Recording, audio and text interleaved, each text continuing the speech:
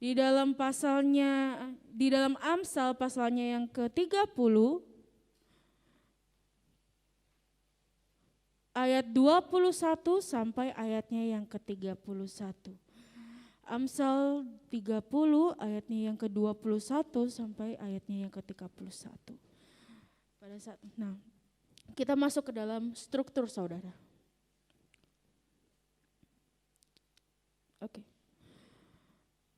Strukturnya ya saudara dalam Amsal 21 sampai 31 ini saya membagikan menjadi 3 garis besar, yaitu di ayatnya yang ke-21 sampai yang ke-23 merupakan 4 hal yang tidak mungkin diterima oleh akal pikiran dunia.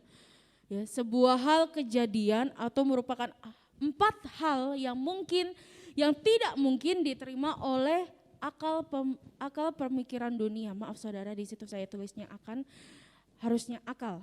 Nah, apa saja saudara hal yang tidak mungkin diterima oleh pemikiran dunia? Yang pertama yaitu seorang hamba yang menjadi raja. Ya, kita bisa melihat karena seorang hamba kalau ia menjadi raja. Yang kedua, seorang bebal yang mendapat kepuasan. Ya, karena seorang bebal kalau ia kekenyangan makan. Nah, yang ketiga, seorang wanita wanita pelacur, ya, yang konotasinya negatif. Seorang wanita pelacur yang berhasil menikah atau mendapatkan seorang suami, ya. Karena seorang wanita yang tidak disukai orang kalau ia mendapat suami. Dan yang terakhir adalah seorang hamba perempuan yang merebut tahta atau kedudukan nyonyanya. Dan karena seorang hamba perempuan kalau ia mendesak kedudukan nyonyanya. Lalu strukturnya yang kedua saudara dari ayatnya yang ke-24 sampai yang ke-28 yaitu bangsa hewan kecil yang bijaksana. Nah, pada saat hari ini kita akan membahas dari ayatnya yang ke-24 sampai yang ke-28. Lanjut saudara di struktur yang terakhir yaitu 3 hewan yang mengesankan apabila kita memperhatikan cara jalannya. Yang pertama itu ada singa. Di ayatnya yang ke-30 singa yang terkuat di antara binatang dan tidak mundur terhadap apapun. Lalu yang kedua dan yang ketiga saudara, ayam jantan dan kambing jantan. Yang dituliskan ayam jantan yang angkuh atau kambing jantan dan seorang raja yang berjalan di depan rakyatnya. Jadi ayam jantan dan kambing jantan ini yang jalannya angkuh saudara. Angkuh seperti seorang raja yang sedang berjalan di hadapan masyarakatnya. Nah, kita masuk ke dalam pembahasan saudara. Nah, pembahasan Amsal ini merupakan Amsal numerik atau Amsal yang menyebut bilangan dalam rangkaian. Seperti 3 hal bahkan 4 hal. Ya, jadi Amsal ini merupakan Amsal numerik. Dan biasanya bagian yang keempat itu merupakan bagian klimaksnya, saudara. Nah, sekarang kita masuk ke dalam pendahuluannya. Dari ayat-ayat ini saudara kita bisa melihat bahwa Agur bin Yake memberikan nasihat secara tidak langsung kepada kita agar kita bisa belajar dari hal-hal yang terkecil. Contohnya para bangsa hewan kecil yaitu bangsa hewan semut, pelanduk, cicak dan juga belalang. Nah, umumnya manusia akan belajar dari mereka yang besar, yang lebih hebat, yang lebih berpengalaman, ya. Tetapi pada saat hari ini firman Tuhan justru menasihati kita bukan belajar dari hal yang besar tetapi belajar dari hal-hal yang kecil. Kenapa saudara? Next. Nah, kenapa? Karena manusia seringkali memikirkan hal-hal yang besar, ya. Sering memperhatikan hal-hal yang besar, hal-hal yang di atas mereka, hal-hal yang begitu luar biasa. Seringkali manusia selalu berpikiran seperti itu dan selalu menyepelekan hal-hal yang kecil. selalu mengabaikan, melupakan, bahkan tidak memperhatikan hal-hal yang kecil saudara. Tetapi jika saudara mengetahui bahwa hal-hal sepele atau hal-hal yang kecil ini terkadang bisa memberikan nasihat, bisa memberikan pengajaran hidup yang sangat berharga bagi setiap kehidupan kita. Ya, bagaimana kita harus fokus, jangan menyerah. Ya, kita bisa menemukan itu dari hal-hal yang kecil. Sehingga kita bisa menyadari bersama bahwa hal sepele atau kecil bukan berarti tidak ada pengajarannya. Tetapi terkadang dari hal yang kecil dapat memberikan pengajaran hidup yang berharga. Puji Tuhan. Nah, karena itu saudara, kita akan belajar dari keempat bangsa hewan kecil ini apa yang menjadi kelebihan mereka supaya kita bisa mencontohinya dalam setiap kehidupan kita. Lanjut saudara. Next. Yang pertama yaitu bangsa semut. Di ayatnya yang di Amsal 30 ayatnya yang ke-25 saudara, saya akan bacakan. Semut, bangsa yang tidak kuat tetapi akan menyediakan makanannya di musim panas. Nah, bangsa semut, bangsa binatang yang sangat kecil dan lemah. Ya, kita mengetahui bersama sekali diinjak langsung mati saudara, langsung penyet. Nah, itu dia. Ini menunjukkan betapa lemahnya bangsa semut ini, betapa lemahnya hewan ini saudara. Tetapi kita bisa melihat kelebihan dari bangsa semut ini. Yang pertama, semut itu adalah hewan yang sangat rajin. Kita mengetahui bersama ya, di kartun-kartun anak-anak kecil di TV, bagaimana mereka menunjukkan cara kerjanya semut. Mereka bilang bahwa semut itu adalah hewan yang rajin, dan benar saudara. Semut mengenal musim. Nah, jadi ketika semut ini mengenal musim ya saudara ya, di dalam kalau misalnya di musim panas mereka akan bersama-sama bekerja sama untuk mengumpulkan makanan-makanan yang ada di dekatnya mereka. Mereka akan selalu berusaha mencari, mengumpulkan makanan tersebut. Sehingga apa saudara, ketika sudah memasuki musim dingin ataupun musim hujan saudara, mereka mempunyai cukup makanan untuk mereka bisa bertahan hidup selama musim dingin itu. Nah, yang ketiga, semut tidak akan berhenti bekerja dalam mengumpulkan makanan di musim panas. Jadi terus menerus mereka akan bekerja terus menerus sampai mereka mendapat cukup makanan dalam musim dingin. Nah, yang keempat, setia dengan kawan sebangsanya.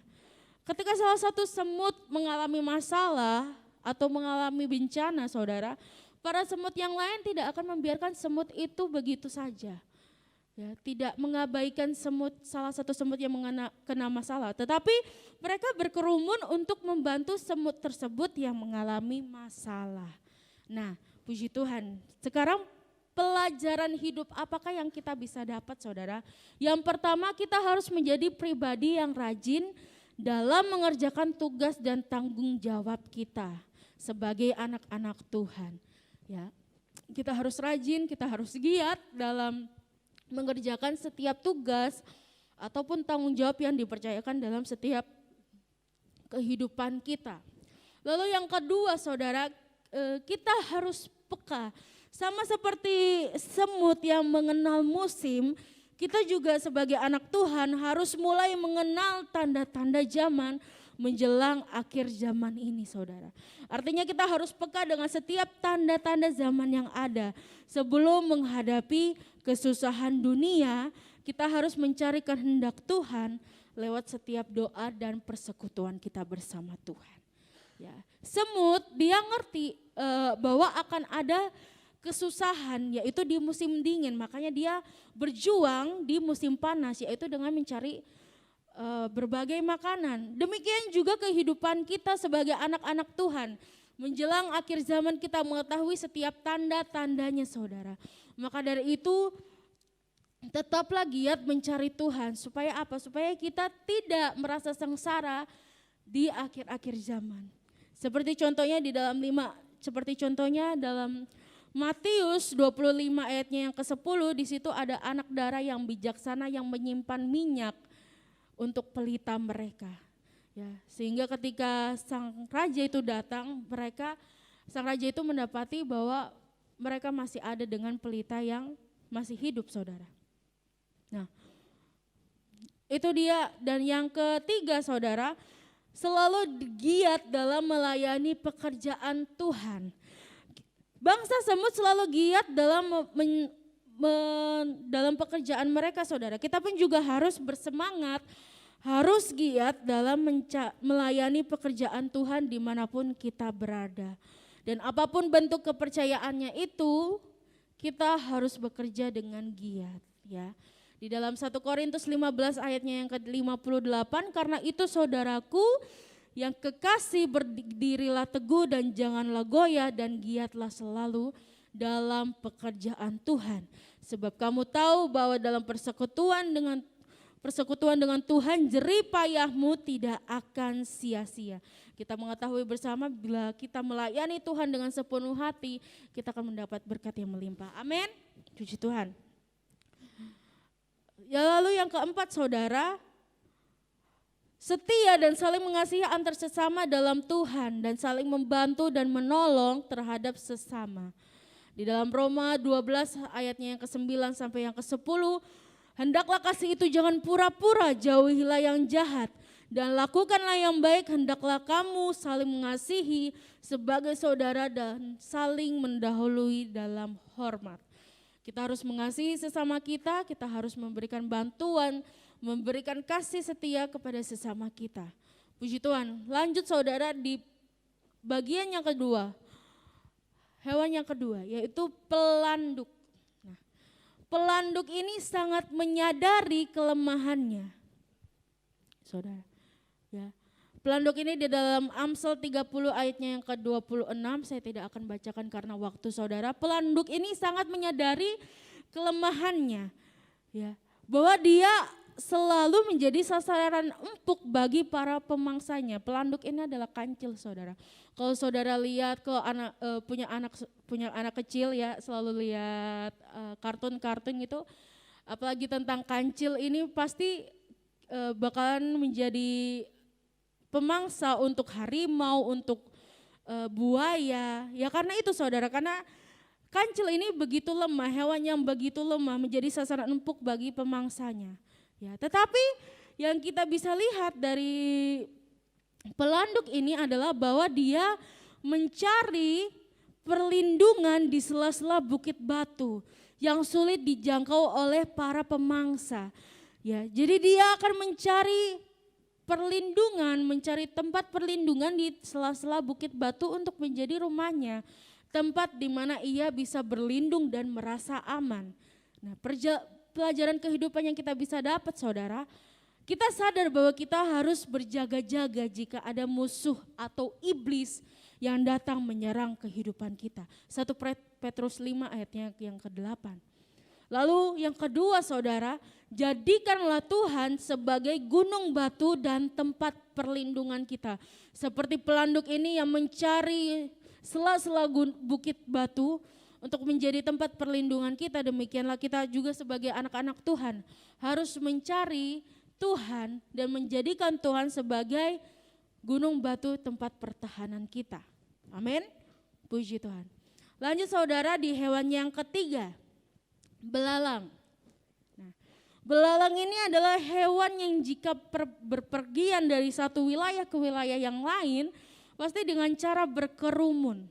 Tetapi menariknya adalah belalang ini, saudara, mereka tidak mempunyai pemimpin, ya. Mereka membuat barisan yang begitu rapi, tetapi mereka tidak punya pemimpin dalam kehidupan mereka. Itu menunjukkan bahwa mereka disiplin dengan diri mereka masing-masing, saudara. Nah, pelajaran hidup yang kita bisa dapatkan yaitu kita harus mendisiplinkan diri kita dalam mencari kehendak Tuhan. Ya, dengan terus taat mengerjakan keselamatan yang telah kita dapatkan. Di dalam Filipi 2 ayatnya yang ke-12 dan 1 Tesalonika 5 ayatnya yang ke-17. Mendisiplinkan diri artinya memerintahkan diri sendiri untuk tidak berbuat sesuai dengan kehendak daging. Tetapi mengajarkan bahwa segalanya ada batasan-batasannya. Ya, saudara, puji Tuhan. Nah, kita masuk ke dalam hewan yang terakhir, yaitu cicak. Cicak ini menjadi binatang yang paling tidak disukai oleh banyak orang.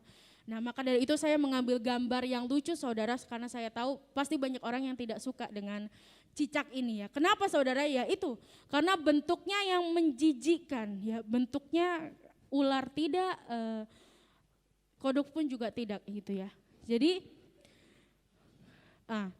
tetapi saudara di ayat ini, di Amsal yang ayatnya ke-28 saudara bisa baca, cicak ini bisa berada di istana raja. Ya, manusia aja jarang-jarang ke istana raja. Harus mendapat sebuah panggilan yang khusus atau harus mendapat pangkat yang khusus supaya bisa masuk ke dalam istana raja. Tetapi cicak saudara, dia bisa menyelinap masuk ke dalam istana raja. Luar biasa sekali kan saudara.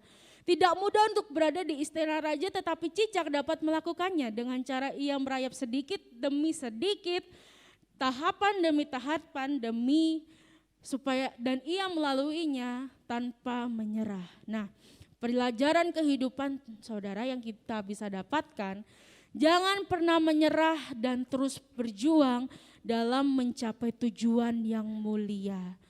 Memang membutuhkan tahapan dan kesabaran saudara, tetapi pasti akan ada hasil yang memuaskan. Di dalam Roma 12 ayatnya yang ke-11 dan 12, janganlah hendaknya kerajinanmu kendor, biarlah rohmu menyala-nyala dan layanilah Tuhan. Bersukacitalah dalam pengharapan, sabarlah dalam kesesakan dan bertekunlah dalam doa. Kita harus berjuang untuk menghadapi kehidupan ini. Pasti begitu banyak proses, pasti begitu banyak tahapan, kesabaran dan air mata, tetapi semuanya akan menghasilkan buah-buah kehidupan yang begitu berharga. Puji Tuhan. Nah, sekarang kita masuk ke dalam kesimpulannya saudara. Kesimpulannya di dalam Mazmur 90 ayatnya yang ke-12. Ajarlah kami menghitung hari-hari kami sedemikian hingga kami beroleh hati yang bijaksana. Puji Tuhan.